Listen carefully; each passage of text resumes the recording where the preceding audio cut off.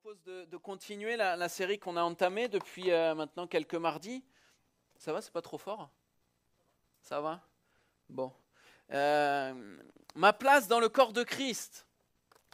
Je vous rappelle rapidement, le corps de Christ, on a l'habitude, c'est une expression qu'on dit souvent, le corps de Christ, c'est l'Église. Le corps de Christ, c'est vous et moi, c'est l'Église locale. C'est là où nous sommes. Il ne s'agit pas de l'Église universelle. Hein, quand la Bible nous parle du corps de Christ, il parle de l'assemblée des croyants d'une Église locale. Et où dans le corps, le but du corps, nous avons rappelé pour introduire cette série, le but du corps, c'est le mouvement. Si tu as un corps ce soir, eh bien tu bouges. Si on a un corps, c'est pour bouger. Sinon on est des arbres. Le but du corps de Christ, c'est d'être en mouvement. Le corps de Christ, c'est l'image de la vie de Dieu dans ce monde. C'est là où Dieu manifeste sa vie. Le but, pourquoi Dieu nous parle de son corps, pourquoi l'Église, c'est le corps de Christ, c'est pour manifester et rendre visible la vitalité de Dieu sur terre. Le corps, c'est l'énergéma de Dieu. C'est ce qui rend Dieu visible au monde. Notre rôle, notre but, le but de l'Église de Villemur, c'est de rendre Dieu visible, de rendre Jésus visible au monde. C'est pour ça que Dieu nous parle de corps, pour que nous soyons en mouvement. Ça permet de saisir comment Dieu agit dans le monde. Alors, si nous sommes un corps, ça veut dire que nous sommes des membres. Nous sommes chacun des membres et je ne vais pas refaire ce qu'on a dit, mais juste rappeler cela. Si on est membre, on a besoin d'être irrigué. Les membres de nos corps, ils sont irrigués par le sang. S'il n'y a plus de sang, il n'y a plus de vie. Si un membre n'a plus de sang qui arrive dans ce membre, il y a la nécrose. Et ce sang, c'est l'image de la vie de l'esprit en nous. On doit être continuellement irrigué de l'esprit. Le Saint-Esprit en nous amène une vitalité. Et c'est la source de notre vie, c'est la source de ce que l'on est en tant que membre. Membre, ça nous parle aussi de relation. Si je suis une main, ma main elle est attachée au bras. Et vous et moi, on est dépendants les uns des autres. On a vu mardi dernier, si je ne m'abuse, on a renversé certains faux raisonnements qu'est la dévalorisation. Oh, moi dans l'église, je ne sers à rien. Non, ce n'est pas biblique.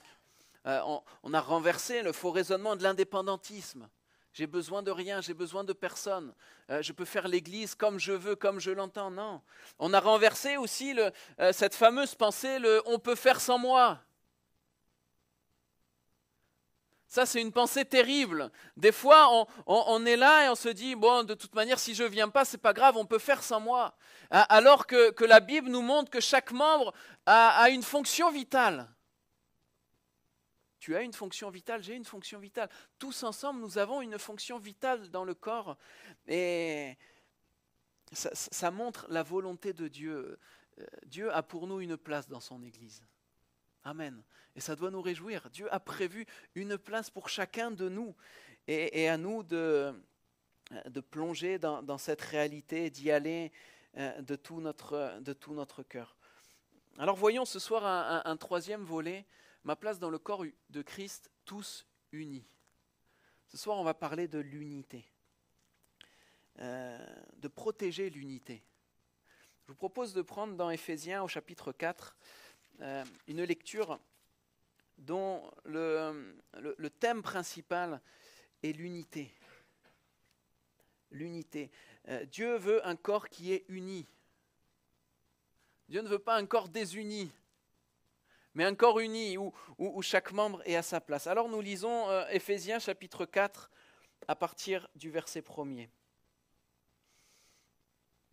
Je vous encourage donc, moi le prisonnier dans le Seigneur, à vous conduire d'une manière digne de l'appel que vous avez reçu. En toute humilité et douceur, avec patience, supportez-vous les uns les autres dans l'amour. Efforcez-vous de conserver l'unité de l'esprit par le lien de la paix. Il y a un seul corps et un seul esprit, de même vous avez été appelés à une seule espérance par votre vocation. Il y a un seul Seigneur, une seule foi, un seul baptême, un seul Dieu et Père de tous. Et il est au-dessus de tous. Il agit à travers tous et habite en nous tous. Cependant, à chacun de nous, la grâce a été donnée à la mesure du don de Christ. C'est pourquoi il est dit, il est monté sur les hauteurs, il a emmené des prisonniers et il a fait des dons aux hommes. Or, que signifie il est monté, sinon qu'il est d'abord descendu dans les régions les plus basses de la terre? Celui qui est descendu, c'est celui qui est monté au-dessus de tous les cieux afin de remplir tout l'univers. C'est lui qui a donné les uns comme apôtres, les autres comme prophètes, les autres comme évangélistes, les autres comme bergers et enseignants ou docteurs. Il l'a fait pour former les saints aux tâches du service en vue de l'édification du corps de Christ, jusqu'à ce que nous parvenions tous à l'unité de la foi et de la connaissance du Fils de Dieu, à la maturité de l'adulte, à la mesure de la stature parfaite de Christ. Ainsi, nous ne serons plus des petits enfants, ballottés et emportés par tout vent de doctrine, par la ruse des hommes, par leur habileté dans les manœuvres d'égarement, mais en disant la vérité dans l'amour, nous grandirons à tout point de vue vers celui qui est la tête, Christ. C'est de lui que le corps tout entier, bien coordonné, solidement uni, grâce aux articulations dont il est muni, tire sa croissance en fonction de l'activité qui convient à chacune de ses parties et s'édifie lui-même dans l'amour. Verset 17, « Voici donc ce que je dis et ce que j'affirme dans le Seigneur, vous ne devez plus vous conduire comme les non-croyants qui se laissent guider par la sottise de leurs pensées. » Amen. C'est un texte riche. Alors je vous rassure, on ne va pas pouvoir tout voir. Mais ce soir, on va s'attarder aux 3 premiers versets de cette section et aux 3 derniers. Juste, je fais remarquer ceci en introduction. Regardez comment ce texte qui concerne l'unité, il est pris comme dans un sandwich. Au verset 1, « Je vous exhorte, moi, le prisonnier dans le Seigneur, à marcher d'une manière digne de la vocation qui vous a été adressée. » Et le dernier verset qu'on a lu, « Voici donc ce que je dis et ce que je déclare dans le Seigneur, c'est que vous ne devez plus marcher comme les païens qui marchent selon les vanités de leurs pensées. » Alors que Paul nous encourage à garder l'unité, à la conserver, à la protéger, à faire nos efforts pour la garder, il met comme des prérequis. Vous savez, il prend un sandwich. Ça nous parle des points qui doivent attirer notre attention. Nous voyons au verset 17 un point de vigilance. Faites attention à la manière dont vous marchez. Ne marchez plus comme les païens.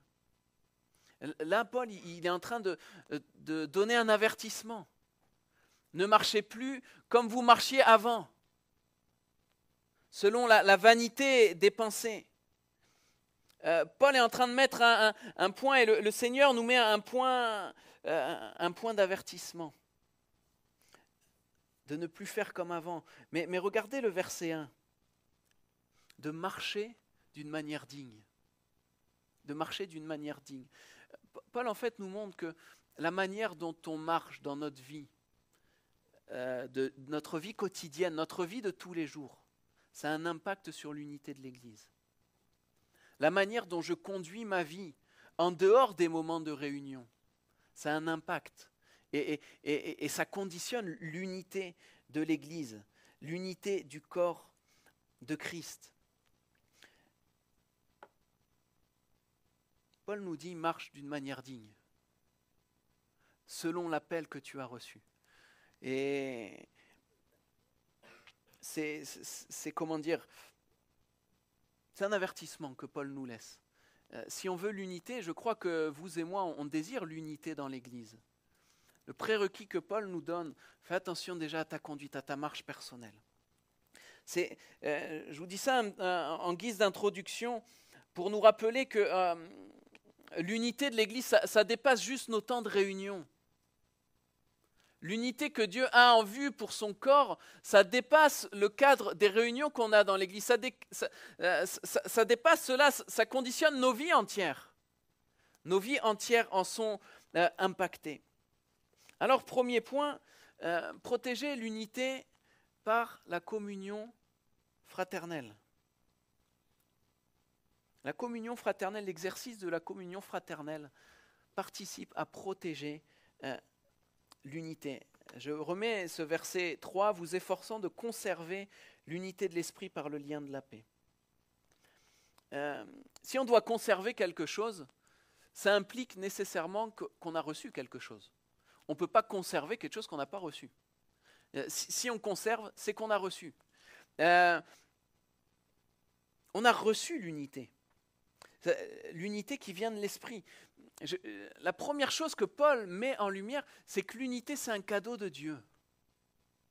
C'est un cadeau que Dieu fait à l'Église. C'est un cadeau que Dieu fait à l'Église par la présence du Saint-Esprit. C'est un don de Dieu qui a été manifesté par l'œuvre de Christ à la croix. L'unité, avant tout, avant quoi que ce soit, c'est Dieu qui nous le donne. L'œuvre achevée de la croix nous unit.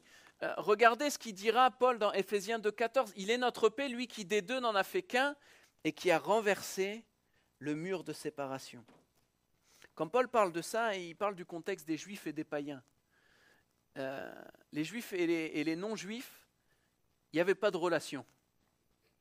C'était inimaginable qu'ils vivent ensemble.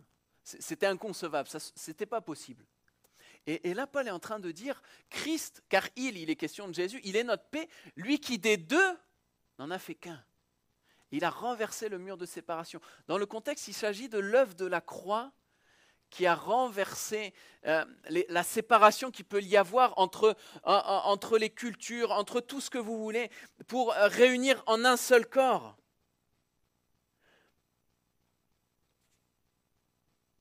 Si Jésus a réussi à unir des juifs et des pas juifs, il peut réussir à nous unir. Amen. Quand bien même on viendrait de cultures complètement différentes. Parce que c'est une unité qui vient de Dieu. C'est une unité qui vient de l'esprit. Et cette unité spirituelle, elle a un impact dans nos relations. Le devoir que Paul nous donne, que Dieu nous donne, c'est de préserver ce cadeau, de le protéger, de faire tout pour que ce cadeau qu'on a reçu, eh bien, il ne soit pas comme enlevé, comme détruit ou comme voilé. Alors comment faire ? Comment faire ? Ici, il nous est parlé de lien. Je remets le verset, vous efforçant de conserver l'unité de l'esprit par le lien de la paix. Le lien, littéralement, il s'agit des ligaments. Vous savez que tous, on a des ligaments. Les ligaments, ça attache nos muscles aux os. Et littéralement, c'est ce mot-là qui est utilisé. C'est des ligaments par lesquels sont réunis, sont reliés les membres du corps. Nos échanges, nos relations qu'on a les uns envers les autres, eh bien, ça participe à l'unité. On doit toujours favoriser les relations, les échanges. Tout à l'heure, je vous disais que la vie de l'Église, ça dépasse nos réunions. Ce lien, on va venir à la paix, mais pour l'instant, on parle du lien. On a besoin de favoriser toutes sortes d'échanges entre nous, en dehors même de l'Église. Vous savez, aujourd'hui, on a des moyens tellement simples. À l'époque, il fallait qu'ils écrivent, qu'ils prennent un papier, qu'ils écrivent, qu'ils envoient. Tu avais le délai de la poste. Alors la poste de l'époque, je ne sais pas si elle était mieux qu'aujourd'hui, mais en tout cas, il y avait peut-être des problèmes de livraison, je ne sais pas. Mais aujourd'hui, on a quoi ? On a des téléphones. On a toutes sortes de moyens de communication qui nous permettent de conserver le lien, de conserver, de favoriser toutes sortes d'échanges, de prendre des nouvelles les uns des autres. Si nous sommes membres les uns des autres, ça veut dire que nos échanges ne se limitent pas à la vie de l'Église proprement parlée. Il y a un encouragement pour nous à prendre soin les uns des autres, à s'appeler, à prendre des nouvelles, à s'intéresser. Alors, quelles caractéristiques doivent avoir nos échanges ? Paul nous le dit, le lien de la paix. Le lien de la paix. La paix, ce n'est pas seulement l'absence de conflit. Déjà, c'est bien quand il n'y a pas de conflit. Quand il n'y a pas de conflit, déjà, c'est bien. Mais quand Paul parle de paix, ça va plus que ça. Ce mot paix, littéralement, ça veut dire plénitude. par le lien de la plénitude. Il est question de la plénitude de Dieu. Il est question de l'harmonie qu'il peut y avoir et qu'il doit y avoir, et qui découle de l'œuvre de la croix et qui est appliquée par le Saint-Esprit à nous, à l'Église.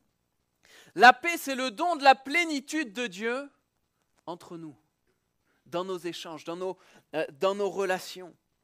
Comment manifester cette paix? Soyez toujours humbles, empreints de douceur et patients. Supportez-vous les uns les autres avec amour.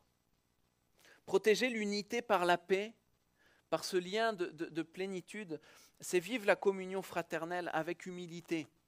L'humilité, je le définis comme ça, c'est regarder l'autre, regarder son prochain dans le but qu'il excelle.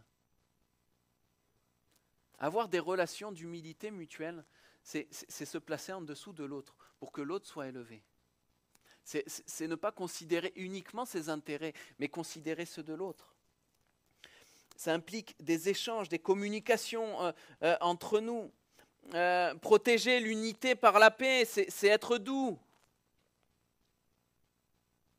Le caractère de quelqu'un de doux, c'est quelqu'un qui n'insiste pas sur ses droits, mais qui s'en remet à Dieu. Répondre avec douceur, quand bien même on essayerait de nous pousser à bout. La douceur, la patience, c'est l'endurance, se supporter les uns les autres. Alors se supporter les uns les autres, il ne s'agit pas seulement de s'accommoder, c'est comme ça et puis c'est tout, il faut bien faire avec. Non, supportez-vous les uns les autres, c'est tenir fermement quelqu'un, le soutenir, le porter. J'ai en tête l'image de quelqu'un qui est en train de se noyer. Vous savez que quelqu'un qui se noie, instinctivement, il va chercher à se débattre. Il va chercher à se débattre. Et il va gesticuler dans tous les sens. Et quand on est appelé à se supporter, des fois on est appelé à aller au secours de quelqu'un, il est en train de se débattre. Si quelqu'un se débat à côté de toi, c'est possible que tu prennes un coup. C'est fort probable. Mais Paul dit supportez-vous, c'est-à-dire allez jusqu'au bout. Allez jusqu'au bout, tenez fermement, soutiens-le spirituellement, soutiens moralement, soutiens physiquement, soutiens même peut-être financièrement quelqu'un, supportez-vous les uns les autres, avec amour, avec amour. L'amour, c'est le moteur. 1 Corinthiens 13 nous parle de cela. Vous savez, l'amour, si j'ai pas l'amour, Paul il dit que je suis ça. Ah, j'en ai réveillé. Je suis une cymbale qui résonne. Si je fais ça, ça fait du bruit et puis c'est tout. Une cymbale, par définition, ça fait du bruit, mais rien de plus. Mais là, il dit avec amour, l'amour c'est le moteur. L'amour, si je garde l'image de la batterie, l'amour c'est le batteur. Si je suis juste une cymbale, je fais du bruit, basta. Mais si je suis le batteur, je vais participer à l'harmonie de la musique. Je vais participer à ce que les musiciens entre eux se coordonnent. Je participe à l'harmonie. Et l'amour, c'est le moteur qui donne que vous et moi, on puisse vivre cette harmonie, cette paix que Dieu nous donne.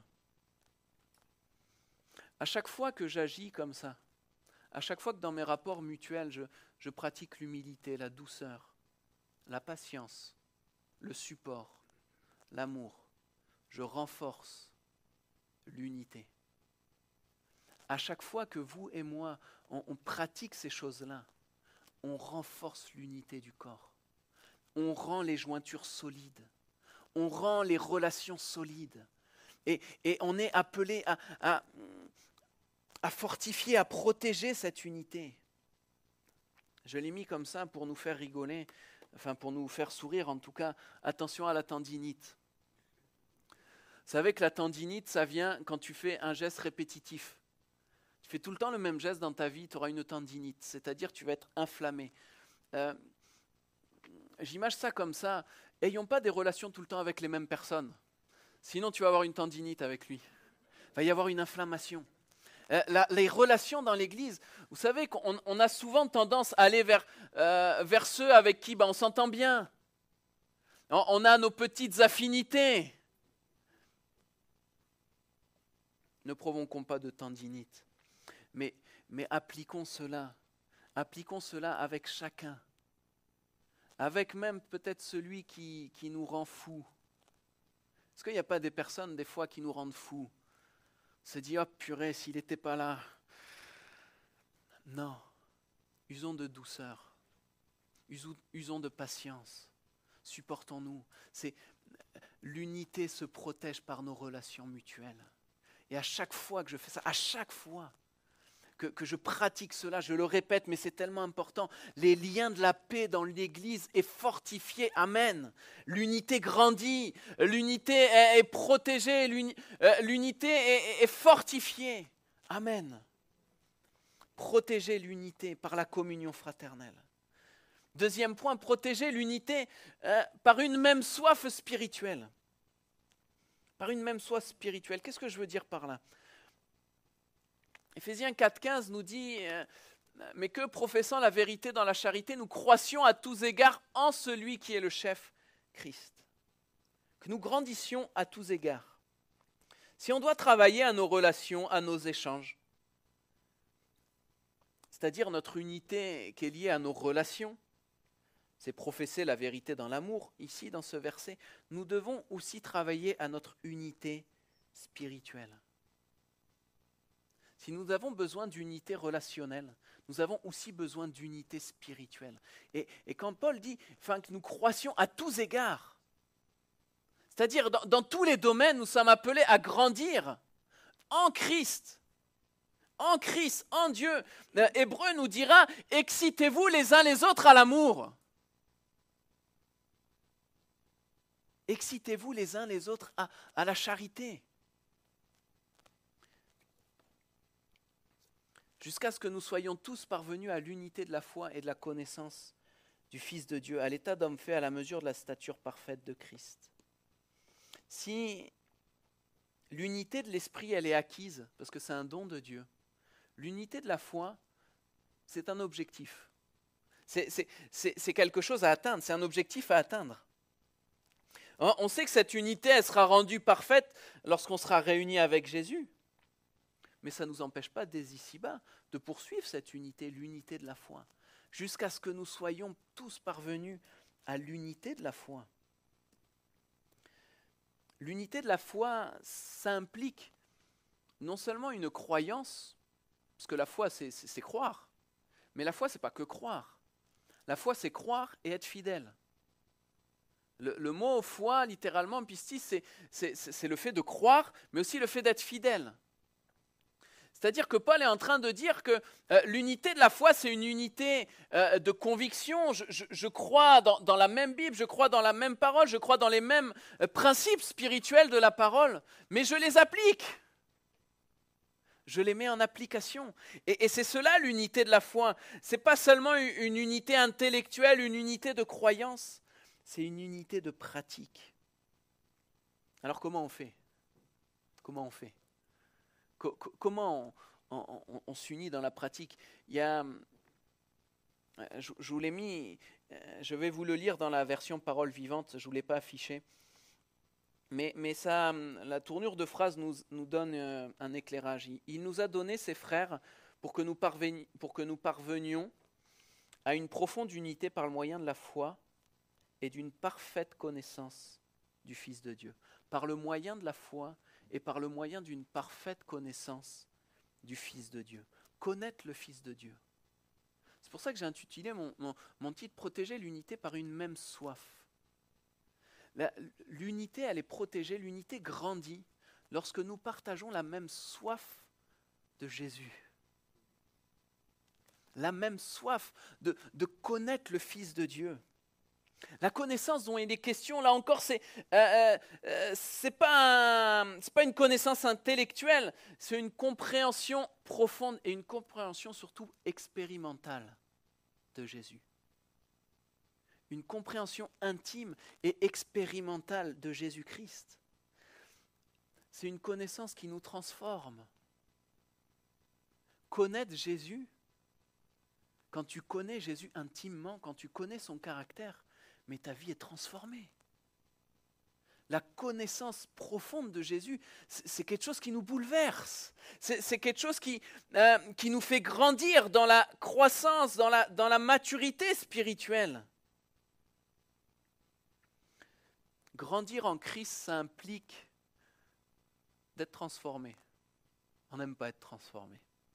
On n'aime pas changer. Mais pourtant, la vie de Dieu en nous produit le changement, produit des transformations, et c'est nécessaire. Je le lis pour vous dans Philippiens 3. Paul parle de ça d'une autre manière. Vous connaissez ces versets, c'est quand il dit « Ces choses qui étaient pour moi des gains, je les regarde maintenant comme une perte à cause de Christ. Et même je regarde toutes choses comme une perte à cause de l'excellence, de la connaissance de Jésus-Christ mon Seigneur, pour lequel j'ai renoncé à tout. Et je les regarde comme de la boue afin de gagner Christ et d'être trouvé en lui, non avec ma justice, celle qui vient de la loi, mais avec celle qui s'obtient par la foi en Christ, afin de connaître Christ, la puissance de sa résurrection. Animé par une soif spirituelle commune, la connaissance expérimentale et biblique de Jésus. Et ça conduit à la maturité de l'Église. Je voudrais vous l'illustrer cela. Vous vous rappelez de l'épisode des puits de Jacob. Jacob était retourné dans les terres que son père avait, où son père était passé, et les puits, ils avaient été bouchés. Vous savez que le temps qui passe, les habitudes, des fois même la routine, c'est un peu l'image de cette poussière, de cette terre qui vient recouvrir le puits, et il y a besoin que ça soit débouché. Il y a besoin que ça soit débouché. Il y a besoin que la soif revienne, que les fleuves jaillissent à nouveau. Quand je parle de protéger l'unité par une même soif spirituelle, je nous pose cette question. Est-ce que je suis venu ici pressé par la soif de connaître Jésus ? Est-ce que c'est la soif de connaître quelque chose de plus de Jésus qui m'a poussé à venir ? Qu'est-ce qui me pousse à venir ici ? Nous devons nous exciter les uns les autres à avoir soif. Quand j'entends les témoignages des uns des autres, ce qu'ils ont vécu dans la semaine, mais ça me donne soif. Quand j'entends le témoignage de personnes qui disent « Ah, j'ai rencontré quelqu'un, je lui ai donné une parole » et que tu vois avec les années que cette parole, elle a produit du fruit et que cette personne s'est donnée à Jésus. Mais ça me donne soif, je me dis « Mais Seigneur, ce que mon frère y vit, moi je veux le vivre ». Nous devons partager cette soif. Pourquoi je viens ? Est-ce que ma soif est toujours là ? Est-ce que j'ai soif de Jésus ? Est-ce que j'ai soif de vivre Christ ? Vous savez que lorsque nous nous réunissons et que nous venons assoiffés de Jésus, pressés par la soif, l'unité est renforcée. Lorsque nous partageons cette soif de Jésus, l'unité de l'Église est renforcée. La soif, c'est quoi ? C'est l'image du bouillonnement du cœur. La soif, c'est l'image d'un cœur qui bouillonne pour Jésus. Vous savez que la Bible nous dit que c'est de l'abondance du cœur que la bouche parle. Si ton cœur est bouillant pour Jésus, tu vas parler Jésus. Si ton cœur est bouillant pour Jésus, tu vas parler Jésus. Quelles sont nos conversations après les réunions ? Quelles sont nos conversations dans la semaine, les uns envers les autres ? Nous devrions nous abreuver de témoignages, d'encouragement, de paroles de consolation. C'est la manière dont nous entretenons l'unité. Par une soif commune, une soif spirituelle. C'est l'expression pratique de notre soif. Si j'ai soif, si j'ai un cœur qui bouillonne, ma bouche va parler. Et oui, c'est aussi simple que ça. Et lorsque quelqu'un loue Dieu de tout son cœur, c'est l'expression de la soif. Et ça bénit l'Église et ça fortifie l'unité. Lorsque vous et moi, on loue Dieu, on donne des actions de grâce, on remercie le Seigneur pour ce qu'il a fait pour nous. C'est l'expression d'une soif de donner gloire à Dieu. Et les uns les autres, on est encouragés et l'unité est renforcée. Ce que mon frère vit, ce n'est pas une jalousie malsaine. Mais moi, les expériences que j'entends des uns et des autres, mais j'ai envie de les vivre aussi. Quand quelqu'un est béni, mais j'ai envie d'être béni aussi. Quand quelqu'un prie pour quelqu'un et que la personne est guérie, mais moi aussi j'ai envie de le vivre, ça. Et cette soif, si nous la partageons, vous et moi, cette même soif de Dieu, de voir Jésus, de le connaître d'une manière expérimentale, pratique, concrète, il va y avoir une unité extraordinaire, une unité forte, parce qu'on va avoir un même but et un même objectif. Amen. Alors, on a parlé jusqu'à présent de comment on protège l'unité. J'aimerais voir dans ce dernier point ce que ça produit. Quelles sont les conséquences? Qu'est-ce que ça fait justement quand cette unité-là, qui est un cadeau mais qui est aussi quelque chose qu'on doit atteindre, eh bien elle est protégée? Ça produit un fruit à la gloire de Dieu. Regardez, c'est de lui et grâce à tous les liens de son assistance que tout le corps bien coordonné et formant un solide assemblage tire son accroissement, selon la force qui convient à chacune de ses parties et s'édifie lui-même dans la charité. On l'a évoqué, mais sans s'attarder dessus jusqu'à présent, des conséquences lorsqu'on s'attache à protéger l'unité. Je l'ai surligné en rouge. Lorsqu'on forme un solide assemblage, c'est-à-dire lorsque l'unité est forte, il y a de l'accroissement. Protéger l'unité, ça produit la croissance. Lorsqu'il y a unité, il y a croissance. Lorsque l'Église est unie à la manière dont on vient de le voir, il y a croissance. Il y a croissance dans, dans les deux côtés, il y a une croissance dans le domaine relationnel et spirituel. Et ces deux aspects de l'unité, bien, lorsqu'ils sont fortifiés, lorsqu'ils sont protégés, ça amène la croissance. Est-ce que ce n'est pas notre souhait? Est-ce qu'on n'a pas envie de voir l'Église grandir? Oui. Oh, c'est un petit amen, ça. Est-ce qu'on n'a pas envie de voir l'Église grandir spirituellement? Aller de progrès en progrès?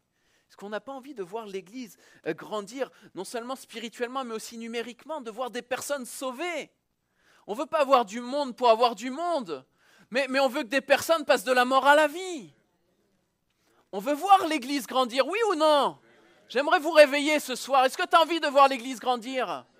Eh bien, protège l'unité.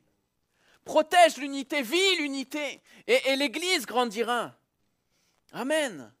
Regardez dans le livre des Actes, on a vu, ils ont vécu, l'Église était en paix. Ça nous parle de l'unité relationnelle. Il y avait la paix, il y avait la plénitude de Dieu dans les relations. Et l'Église s'accroissait. Amen. Il y avait la paix et l'Église s'accroissait. L'unité spirituelle dans nos relations amène l'accroissement. Amen. Alléluia. Une Église en paix, une Église où les relations sont saines, où les relations sont motivées par l'amour et par l'unité, eh bien c'est une Église qui grandit. C'est une Église qui grandit, c'est une Église qui est en accroissement, il y a l'assistance du Saint-Esprit. Mais ça, c'est un aspect de l'unité qui grandit. Mais regardez, je remets devant vous ce verset. C'est de lui, grâce à tous les liens de son assistante, que tout le corps bien coordonné et formant un solide assemblage tire son accroissement selon la force qui convient à chacune de ses parties. Selon la force qui convient à chacun de ses membres. Littéralement, selon l'énergie que Dieu a donnée, que Dieu a mesurée pour chacun de ses membres. L'énergie, ce mot c'est énergeia, à chaque fois que c'est utilisé, c'est toujours utilisé pour une puissance surnaturelle qui vient de Dieu. Quelque chose qui dépasse nos capacités naturelles, mais qui vient de Dieu. Et ce verset est en train de nous dire, je vais le paraphraser, Dieu a mesuré C'est-à-dire que Dieu a prévu pour chaque membre la réserve nécessaire de force et d'efficacité divine.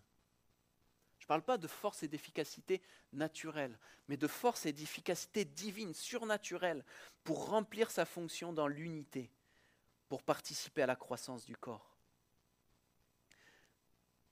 Je vais le dire autrement, de manière peut-être plus simple. À chaque fois que tu exerces le don spirituel que Dieu t'a donné, tu fais grandir l'Église.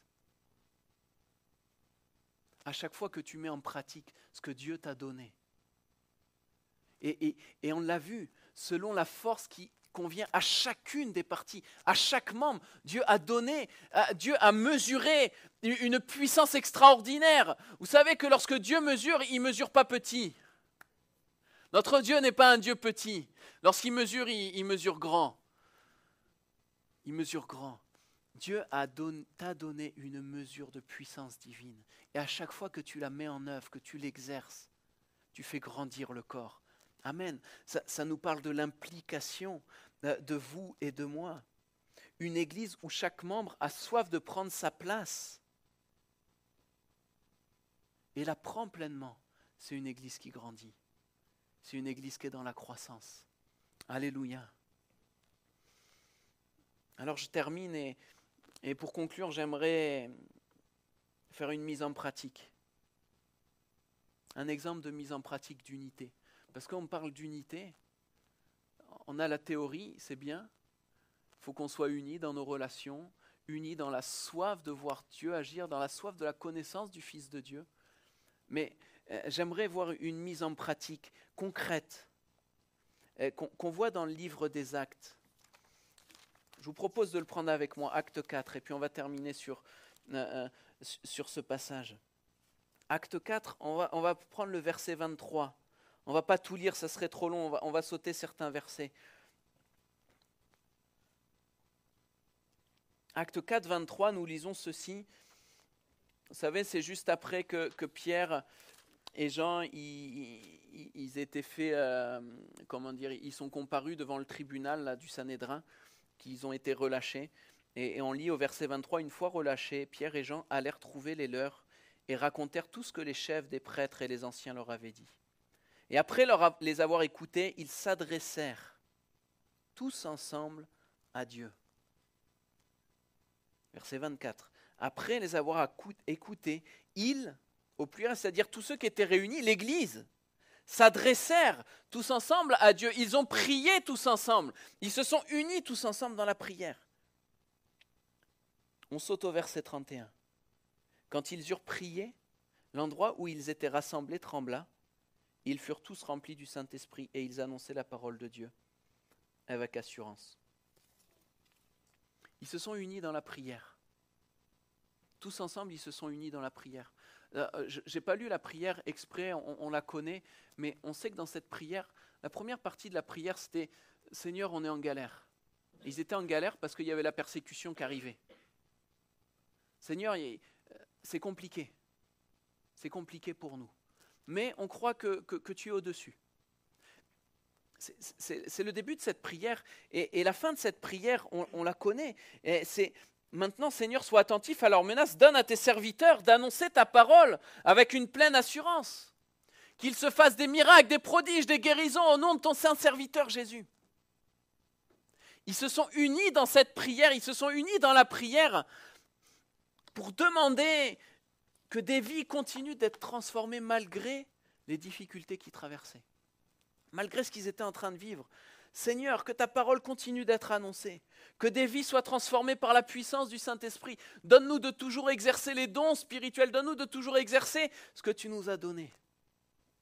Toute l'Église réunie s'est mise d'accord, s'est unie dans un objectif, la mission. La mission que Jésus a donnée, allez par tout le monde, faites de toutes les nations des disciples. On est appelé à être unis dans nos relations, ok ? À protéger cette unité, à protéger la soif, à protéger cette unité par la soif. et toutes ces choses-là, on les voit, si on avait lu la suite, on voit qu'en fait cette unité, elle est vécue. C'est en toile de fond de l'Église primitive. Ils mettaient tout en commun, ils allaient ensemble, ils étaient assidus au temple, ils vivaient ensemble.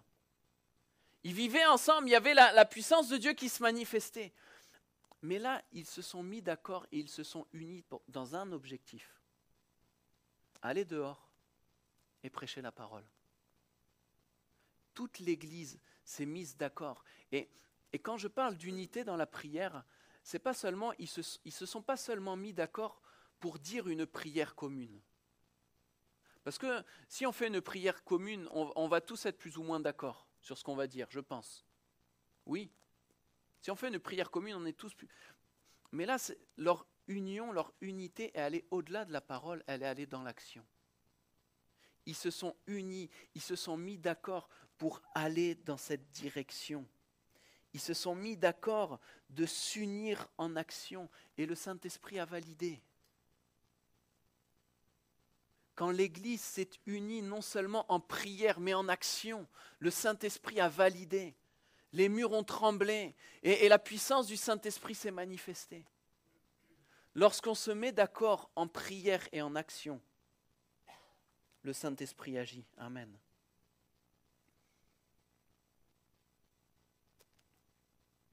Quand je préparais ces moments, il y avait cette pensée-là. J'espère que j'ai été clair dans la manière dont je l'ai dit. On doit protéger l'unité dans toutes les manières que la Bible nous montre. Mais en même temps, on doit se mettre d'accord dans un objectif. Quand on se met d'accord, c'est quand on a un objectif commun. Vous savez, on peut protéger l'unité, mais en même temps se donner un objectif commun.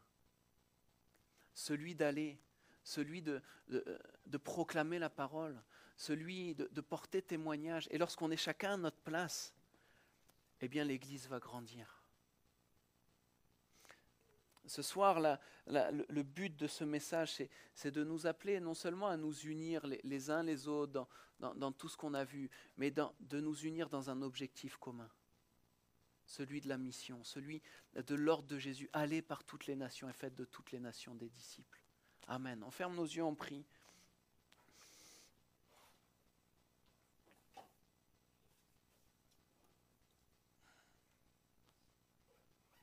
Nous sommes tous ici intégrés dans la vie de l'Église, dans des services. Et je voudrais nous entraîner dans une prière commune, mais une prière d'engagement commune. Une prière d'engagement, une prière de résolution. Dans notre place en tant que membre, et on rejoint le but du corps ici. Je vous rappelle, le but du corps, c'est de montrer la gloire de Dieu au monde. C'est de manifester la vie de Dieu.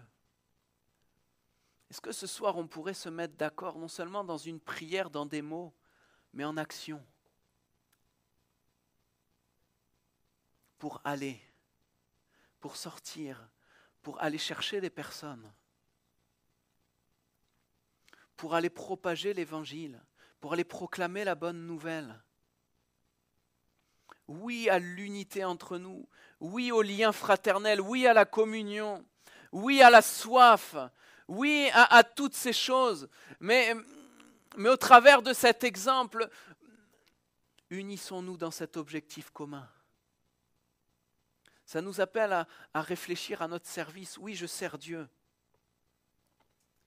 J'ai mon service dans l'Église, je suis là, je sers. Mais ça nous appelle à réfléchir, comment faire pour que mon service serve à gagner des âmes? Comment je peux faire dans mes relations aux autres, dans l'Église, comment je peux faire au sein de mon service pour attirer des personnes à toi? Lorsque l'Église s'est unie dans cette direction, qui est une direction dans la parole de Dieu qui est claire, le Seigneur veut que nous allions et que nous partagions l'Évangile. C'est le but de l'Église. C'est le but de l'Église sur terre. C'est le but du corps de Christ, de manifester l'œuvre de Jésus, de continuer l'œuvre de Jésus. Eh bien, lorsque l'Église s'unit dans cet objectif, en prière et en action, le Saint-Esprit agit. Et le Saint-Esprit ajoute les membres. Alléluia! L'unité est là, l'unité est vécue, et l'Église s'édifie elle-même. Et c'est là que le Seigneur veut nous emmener. On va prier ensemble. On va prendre un moment de prière. On va crier à Jésus. Seigneur, on va lui exprimer notre soif. Vous voulez bien? Notre soif de vivre une unité plus forte, mais une soif de s'unir dans la mission que tu nous as donnée. Une soif de s'unir dans le fait d'aller proclamer la bonne nouvelle. Que les âmes passent de la mort à la vie. Que là où il y a des forteresses de ténèbres, la lumière jaillisse et perce les ténèbres. D'aller dans les familles, dans les immeubles où il y a des détresses pas possibles et d'annoncer l'évangile. Jésus-Christ qui transforme des vies. Jésus-Christ qui bouleverse des vies. Jésus-Christ qui donne la vie là où il y a la mort. Qui donne la liberté là où il y a des addictions. Et lorsque nous sommes unis en action, unis en pensée, unis en cœur, unis en parole, l'action du Saint-Esprit se fait. Et les vies sont transformées. Oh Seigneur, ranime la soif en nous. Seigneur, nous voulons nous rappeler que si tu es venu sur terre, c'est pour sauver. Tu es mort, tu as souffert pour sauver. Tu as mort, tu as souffert la croix, tu as souffert l'abandon du Père pour sauver, pour pardonner les péchés, pour arracher à la puissance de Satan. Seigneur, nous voulons le vivre. Seigneur, entends notre prière. Prions ensemble, élevons nos voix ensemble. Disons au Seigneur que c'est notre désir. Disons au Seigneur qu'on veut s'unir dans cette direction. Seigneur, je veux être encore utile dans mon témoignage. Je veux être encore utile auprès de mes proches. Je veux être encore utile auprès de mes voisins. Pour qu'ils soient sauvés, pour qu'ils soient gagnés à Jésus. Alléluia. Seigneur, sers-toi de nous. Nous sommes devant toi, nous ouvrons, nous déchirons nos cœurs. Seigneur, plus qu'une parole, plus qu'une prière, c'est le cri de nos cœurs. Sers-toi de nous, Jésus. Nous voulons être unis pour ta gloire, unis pour que l'œuvre de Jésus se propage. Seigneur, visite les villages, visite les familles, visite les maisons de Villemur et sers-toi de nous, Seigneur.